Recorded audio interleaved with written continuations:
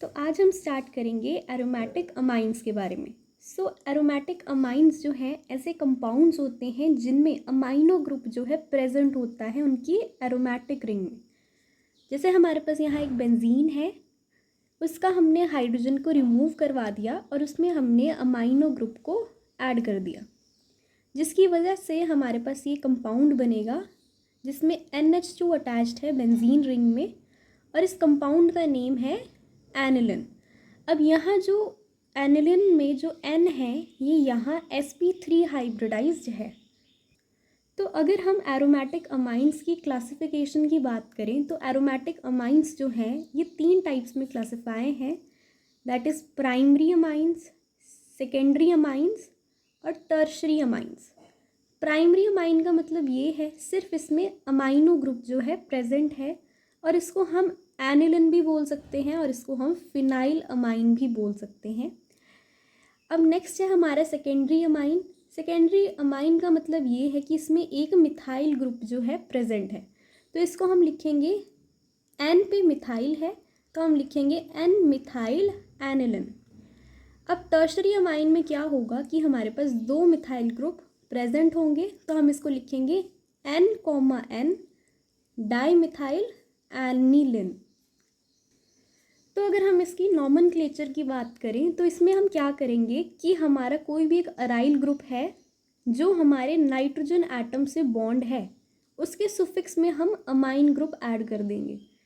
मतलब ये हमारे पास एक रिंग है तो हम इसको लिखेंगे दिस इज़ अ फिनाइल और सुफिक्स हम लगा देंगे amine, that is phenyl amine. अब ये हमारा कंपाउंड है तो हम यहाँ लिखेंगे डाईफिनाइल अमाइन। इधर लिखेंगे 3 फिनाइल रिंग है, दैट इज़ ट्राईफिनाइल अमाइन। हमारे कुछ और एग्जाम्पल हैं, that is this is aniline, orthobromo aniline, M nitro aniline, orthotolidine. जो ऑर्थोटोलिडिन का जो स्ट्रक्चर है ये बहुत ही ज़्यादा इम्पॉर्टेंट है, ओके। और हमारे जो सब्स्टिट्यूएंट्स होते हैं ना एनिलिन में, उनको हम डिनोट करते हैं बाय द N एटम। जितने ज़्यादा सब्स्टिट्यूएंट्स होंगे उतने ज़्यादा हम N लिखेंगे। अगर हमारे पास मिथाइल 1 है तो हम 1 N लगाएंगे, अगर हमारे पास मिथाइल 2 है 3 है तो हम उतने बेसिस पे N लगाएंगे। सो ये हमारे पास स्ट्रक्चर है, तो यहाँ हमारे पास 2 मिथाइल है तो इसका मतलब ये है कि 2 सब्स्टिट्यूएंट्स लगे हैं, तो इधर हम 2 N लगा देंगे और लिखेंगे डाई मिथाइल एनिलिन। तो अब हम एरोमेटिक अमाइंस की फिजिकल प्रॉपर्टीज़ की बात करेंगे। जो एरोमेटिक अमाइंस होते हैं ये लिक्विड और सॉलिड स्टेट दोनों में जो है एग्जिस्ट करते हैं।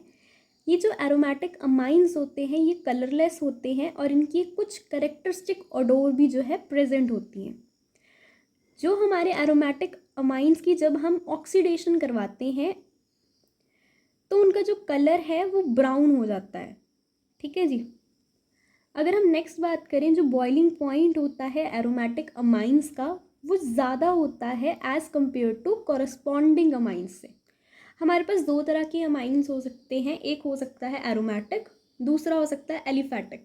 सो एरोमेटिक अमाइन का जो बॉइलिंग पॉइंट है वो ज़्यादा है as compare to aliphatic amine से, क्योंकि due to their higher molecular weight ज़्यादा होने की वजह से हमारे जो एरोमेटिक अमाइंस हैं उनका जो बॉइलिंग पॉइंट है वो ज़्यादा होता है। क्योंकि जैसे जैसे हमारा किसी भी कंपाउंड का मॉलिक्यूलर वेट इंक्रीज़ होता है तो बॉइलिंग पॉइंट जो है वो भी इंक्रीज़ करता है। तो यहाँ यही लिखा है जैसे जैसे मॉलिक्यूलर वेट इंक्रीज़ होगा वैसे ही हमारे किसी कंपाउंड का बॉइलिंग पॉइंट भी इंक्रीज़ होगा। तो यहाँ हमारे पास एग्जाम्पल है कि जो बॉइलिंग पॉइंट है एनिलिन का वो 184 डिग्री सेल्सियस है, जो ज़्यादा है हमारे boiling point of n hexyl amine. तो यहाँ हमने 2 एग्जाम्पल्स लिए हैं, एक लिया है एनिलिन का और दूसरा लिया है एन हेक्साइल अमाइन का। अब जो एनिलिन है वो एरोमेटिक है इन नेचर और एन हेक्साइल अमाइन जो है ये एलिफेटिक है इन नेचर।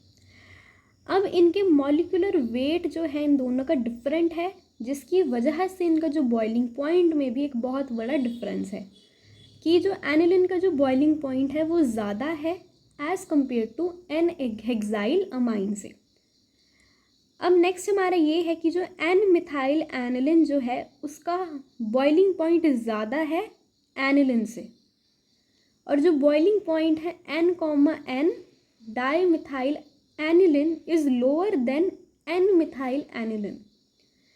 अब एक चीज़ हमने क्या बोली कि हमारा जो N मिथाइल एनिलिन है उसका जो बॉइलिंग पॉइंट है ज़्यादा है हमारे नॉर्मल एनिलिन से, बट अब हमने याद क्या रखनी है यहाँ चीज़ कि हमारा जो N, डाई मिथाइल एनिलिन है इसका जो बॉइलिंग पॉइंट है N मिथाइल एनिलिन के कंपैरिजन कम है। इसका रीज़न ये है कि इनमें जो इंट्रामॉलिक्यूलर हाइड्रोजन बॉन्डिंग है वो जो है एब्सेंट होती है। अब हम बात करेंगे एरोमेटिक अमाइंस की प्रिपरेशन की। तो इनकी प्रिपरेशन क्या है कि ये हमें कैसे मिल सकते हैं। सो फर्स्ट पॉइंट है कि अगर हम नाइट्रो कंपाउंड की रिडक्शन कर दें तो ये हमें मिल सकते हैं। सेकंड है ammonolysis of aryl chloride.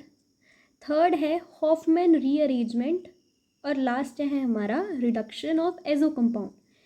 In 4 method की हेल्प से हम एरोमेटिक अमाइंस को जो है सिंथेसाइज्ड कर सकते हैं। तो फर्स्ट मेथड है हमारा रिडक्शन ऑफ नाइट्रो कंपाउंड, कि हमारा कोई भी एक नाइट्रो कंपाउंड है उसकी हम रिडक्शन करेंगे। ठीक है जी। तो इसने बोला कि जो रिडक्शन है वो हाइड्रोजन की प्रेजेंस में हम करवाते हैं और साथ में कैटलिस्ट की प्रेजेंस पे। तो यहाँ यही लिखा है the reduction is carried out with hydrogen in the presence of nickel, PD, PT as catalyst. और कभी कभी हम इसमें लिथियम एल्यूमिनियम हाइड्राइड को भी जो है यूज़ करते हैं। तो हमने यहाँ कंपाउंड ले लिया दैट इज़ नाइट्रोबेंजीन, कि हमने यहाँ नाइट्रोबेंजीन ले लिया। अब हमने बोला कि हम रिडक्शन करवाएंगे तो हम इसमें हाइड्रोजन को जो है पास कर देंगे, दैट इज़ 6H दे दिया हमने। अब हमने इसको इन द प्रेजेंस ऑफ निकल और HCl की प्रेजेंस में हमने इसकी रिएक्शन करवा दी, और नाइट्रोबेंजीन की ने रिड्यूस होकर हमें एनिलिन दे दिया, और साथ में हमें 2 मोल्स ऑफ वाटर भी दे दिए। नेक्स्ट एग्जाम्पल क्या है कि हमने M नाइट्रोटोलुइन लिया। अब हमने उसकी रिएक्शन करवा दी लिथियम एल्यूमिनियम हाइड्राइड के साथ, और इसने हमें M टोल्यूडिन जो है दे दिया। अब हमारा जो नेक्स्ट मेथड है वो है अमोनोलाइसिस। सो अमोनोलाइसिस में क्या होगा, इसमें हमने कोई भी एक अराइल हलाइड ले लिया दैट इज़ ArX। यहाँ जो Ar है दैट इज़ अराइल और X है यहाँ हलाइड, और X क्या है यहाँ क्लोरीन भी हो सकता है, फ्लोरीन भी हो सकता है, ब्रोमीन भी हो सकता है, और आयोडीन भी हो सकता है। तो इसमें हमने क्या करना है, एक अराइल हलाइड ले लिया, उसकी हम रिएक्शन करवा देंगे अमोनिया के साथ in the presence of copper की प्रेजेंस में, और उसको हम 200 डिग्री सेल्सियस जो है प्रेशर दे देंगे, और वो हमें प्राइमरी अमाइन की फॉर्मेशन करके दे देगा। तो यहाँ इन्होंने यही लिखा कि हमने अराइल हलाइड लिया, ट्रीटेड विद अमोनिया के साथ हमने उसको ट्रीट करवाया, किसमें, हाई टेम्परेचर और हाई प्रेशर में, और इन द प्रेजेंस ऑफ कॉपर। यहाँ इन्होंने कॉपर जो है एज अ कैटलिस्ट ले लिया, और जिसकी वजह से हमारा एक एरोमेटिक अमाइंस की फॉर्मेशन हो गई। तो यहाँ हमने एग्जाम्पल लिया कि हमने यहाँ ब्रोमोबेंजीन ले लिया, इसकी हमने रिएक्शन करवा दी अमोनिया के साथ in the presence of Cu2O at 200 degree Celsius, और इसको हमने एक हाई प्रेशर दे दिया। तो ये हमें एनिलिन देगा और साथ में हाइड्रोजन ब्रोमाइड भी हमें देगा। सो नेक्स्ट है हमारी degradation of amide. So degradation of amides को हम हॉफमैन डिग्रेडेशन भी बोलते हैं। तो इसमें हमने क्या करना है, एक अराइल अमाइड ले लिया, उसको हम ट्रीट कर देंगे विद ब्रोमीन इन अल्कलाइल सॉल्यूशन, कि अराइल अमाइड लिया, उसको हम ट्रीट कराएंगे ब्रोमीन के साथ in the presence of aqueous NaOH। तो वो हमें एक प्राइमरी एरोमेटिक अमाइन देगा। यहाँ यही लिखा है aryl amide undergo Hofmann degradation when treated with bromine और क्लोरीन इन एन अल्केलाइल solution to get primary aromatic amine. ठीक है जी। तो यहाँ हमने क्या लिया कि हमने यहाँ एक बेंजामाइड ले लिया, उसको हमने ब्रोमीन के साथ रिएक्ट करवा दिया इन एक्वस सोडियम हाइड्रोक्साइड, तो इसने हमें एनिलिन दे दिया। ठीक है जी। नेक्स्ट है हमारी एजो कंपाउंड रिडक्शन। तो इसमें हमने क्या करना है कि प्राइमरी अमाइंस हमारे बनेंगे जब हम कोई भी एक एजो कंपाउंड लेंगे और उसको हम रिड्यूस करवाएंगे इन द प्रेजेंस ऑफ निकल। तो इसमें हमने डाइजोबेंजीन ले ली, इसकी हम रिएक्शन करवाएंगे हाइड्रोजन के साथ in the presence of a निकल, और उसको हम 40 डिग्री सेल्सियस टेम्परेचर प्रोवाइड करेंगे और 15 ATM जो है इसको प्रेशर प्रोवाइड करेंगे। सो ये हमें देगा हाइड्रा एजोबेंजीन। तो इसको हम फिर से हाइड्रोजन के साथ रिएक्ट करवाएंगे, फिर से सेम कंडीशंस देंगे और ये हमें एनिलिन दे देगा। तो यहाँ जो 40 डिग्री है वो है टेम्परेचर, 15 ATM है यहाँ प्रेशर, और यहाँ Na है, दैट इज़ निकल एक्टिंग एज अ कैटलिस्ट। तो ये हमारे पास 4 मेथड्स थे जिनकी हेल्प से हम एक प्राइमरी एरोमेटिक अमाइन को बना सकते हैं। अब हम देखेंगे कि कौन कौन से ऐसे मेथड्स हैं जिनकी हेल्प से हम सेकेंडरी और टर्शरी अमाइन की फॉर्मेशन कर सकते हैं। अब नेक्स्ट है secondary and tertiary aromatic amines को हम कैसे बनाएंगे। तो फर्स्ट क्या है कि हम अल्काइलेशन करवा देंगे प्राइमरी और सेकेंडरी एरोमेटिक अमाइन की।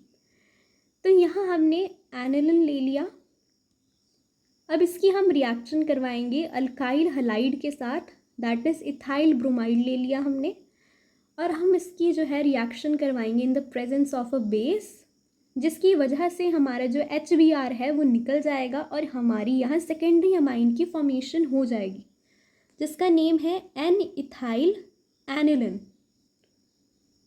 अब जो ऊपर के स्टेप में हमारे पास जो सेकेंडरी अमाइन बना दैट इज़ N-इथाइल एनिलिन, इसकी हम फर्दर रिएक्शन करवाएंगे इथाइल ब्रोमाइड के साथ, फिर से हम सेम कंडीशन प्रोवाइड करेंगे, दैट इज़ उसको हम एक बेस के साथ रिएक्ट करवाएंगे और हमारा यहाँ HBr जो है रिमूव हो जाएगा और हमें मिलेगा N, डाईइथाइल एनिलिन, जो हमारा एक टर्शरी अमाइन है।